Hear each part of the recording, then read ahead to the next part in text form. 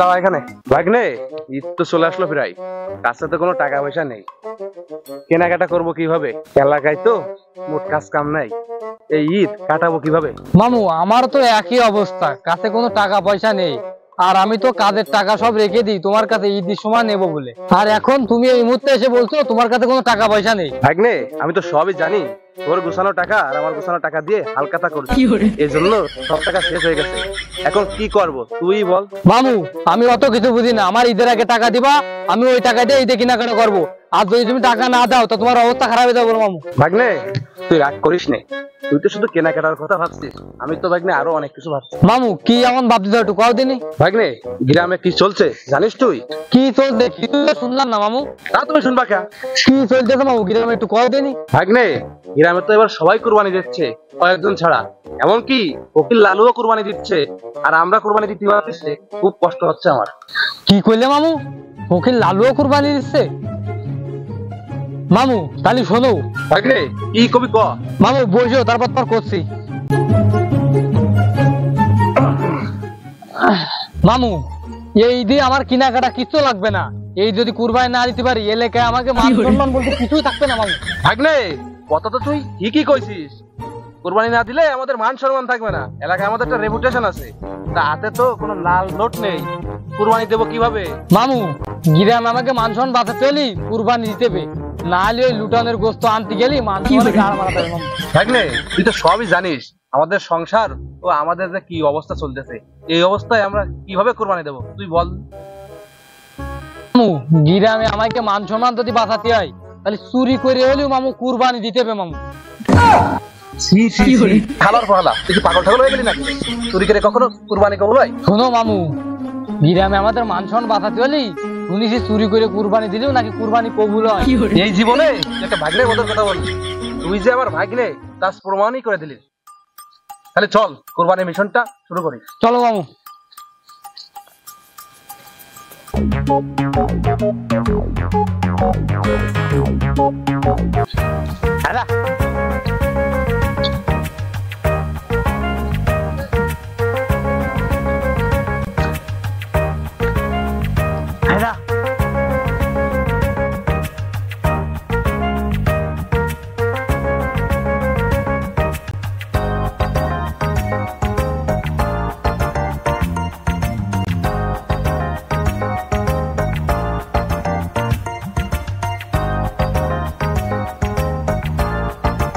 আব্বা ছাগলটা সেরকম হয়েছে, দেখতে যেরকম গায়ে গোস্ত সেরকম। হ্যাঁ তুই ঠিক কথাই বলেছিস, দেখতে হবে না কুরবানি দিচ্ছে কিটা ভালো ফকির বলে কথা।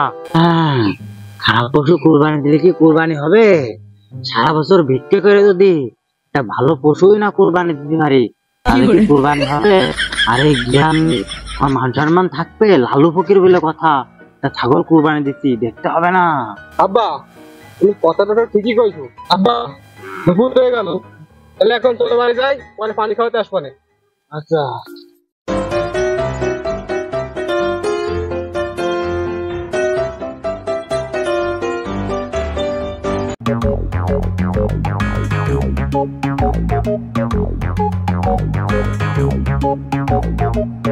ভাগ্নে হ্যাঁ সারা মাঠ তো ঘুরে হারলাম, ছাগলের দেখা পেলাম না, ছাগল কি ভাবো না রে? ছাগল মাসে মামাকে বান্ধেনি মামু। কি ওরে ছাগল দেই তাও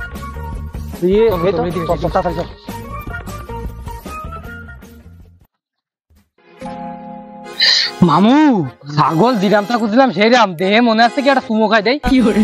হ্যাঁ দেখ এরকম ছাগল আমি জীবনেও দিইনি। কয়টা আছে দেরিয়ালি লস হবে, তুমি দড়ি খোলো তাড়াতাড়ি, দড়ি খোলো দড়ি খোলো দড়ি খোলো তাড়াতাড়ি খোলো, দড়ি খুলতে পারো না তুমি? ছাগলের মালিক হলো বিশাল দড়ি অস্থির ভাবে না না না মাথা ধরো মাথা ধরো, আমি এলাও নিয়ে তারপর না ধরো ধরো ধরো।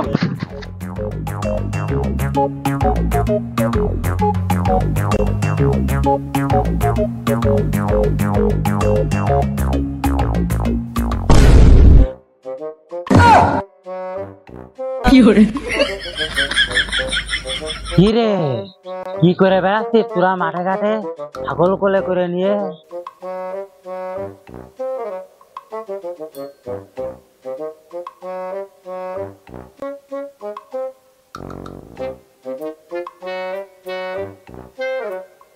বাহ, ভালোই তো। আব্বা কি হলো? আব্বা কিছু বুঝতে পারোনি এখনো? কি বুঝবো? আব্বা ওদের কোলে যে ছাগল তুলি। কোলে ছাগল দোলে মানে? ভালো করে দাও দিনি। কি ডাকবো? আরে শালা, আমার কুরবানির ছাগল চুরি। খাই গেলাম নাকি? আমার মাথা ধরা হয়ে গেছে।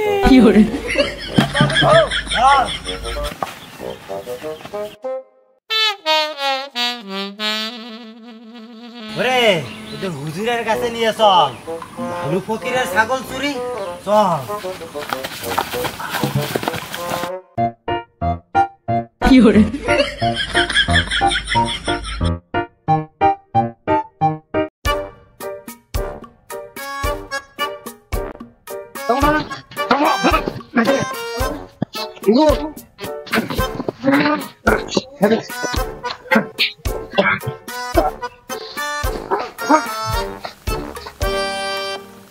কে আছে কে আছে কে আছে?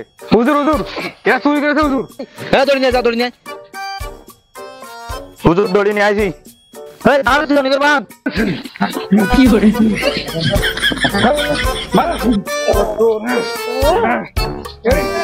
হুজুর, এরা আমার কুরবানি দেওয়া ছাগল চুরি করে নিয়ে যাচ্ছিল।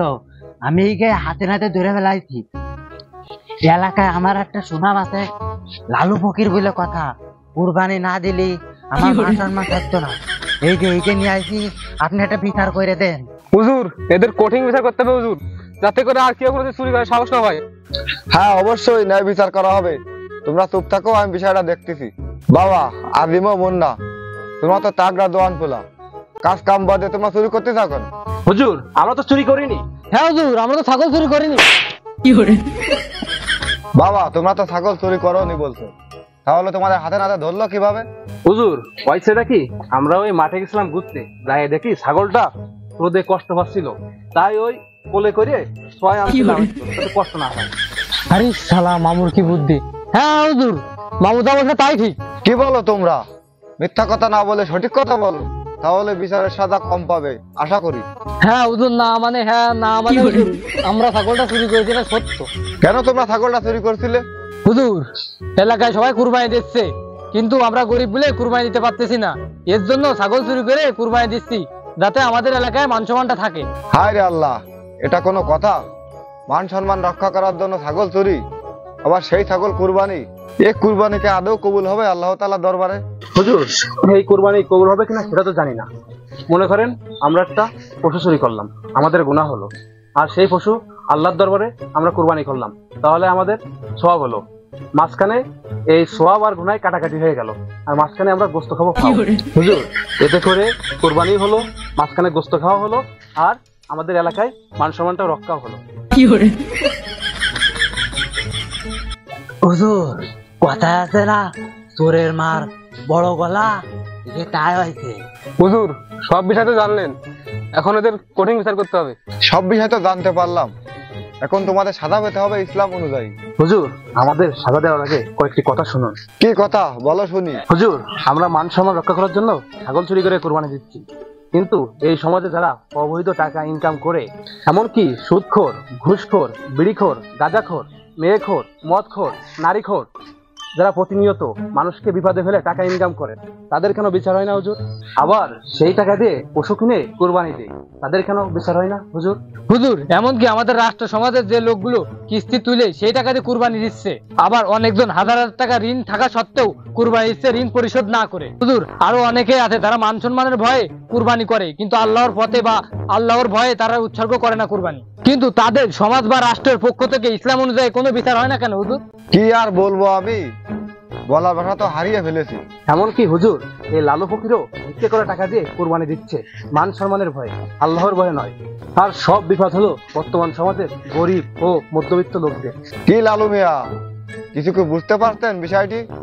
না বুঝতে পারলে তোদের কাছ থেকে একটু শুনে নেন, যাতে করে আপনাদের মতো লোকদের একটু জ্ঞান বুদ্ধি খোলে। হুজুর, আমি বিষয়টা বুঝতে পারছি। আমরা ভুল করছি, মান সম্মানের কথা চিন্তা করে কুরবানি করছি। আমরা কুরবানির মূল বিষয়টা কখনো পর্যবেক্ষণ করে দেখিনি। ইমন, ওদের দড়ি বাঁধনটা খুলে দাও।